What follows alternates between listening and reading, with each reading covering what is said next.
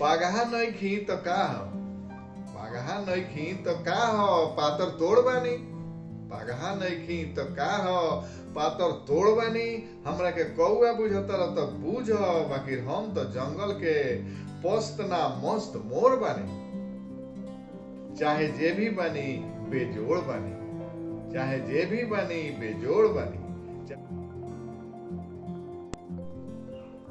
नमस्कार, हम बासुकीनाथ सिंह सुनावे जा रहल बानी भोजपुरी कविता बेजोड़ बानी। बेजोड़ बानी तो सुनल जाओ। चाहे तीत बानी चाहे मीठ बानी, चाहे तीत बानी चाहे मीठ बानी, जे भी बानी हम ठीक बानी। चाहे तीत बानी चाहे मीठ बानी, जे भी बानी हम ठीक बानी। साधु नइखी त चोर बानी, साधु नइखी त चोर बानी। अन्हार नइखी त अंजोर बानी, साधु नइखी त चोर बानी। अन्हार नइखी त अंजोर बानी। चाहे जे भी बानी बेजोड़ बानी। साधु नइखी त चोर बानी, अन्हार नइखी त अंजोर बानी। चाहे जे भी बानी बेजोड़ बानी। चाहे तीत बानी चाहे मीठ बानी, जे भी बानी हम ठीक बानी। साँझ नइखी त भोर बानी, साँझ नइखी त भोर बानी। आ ढेर नइखी त थोड़ बानी। आ सब अंग से निपुण नइखी त मान लेनी हम खोड़ बानी। साँझ नइखी त भोर बानी, ढेर नइखी त थोड़ बानी। सब अंग से निपुण नइखी त मान लेनी हम खोड़ बानी। चाहे जे भी बानी बेजोड़ बानी, चाहे तीत बानी चाहे मीठ बानी, जे भी बानी हम ठीक बानी।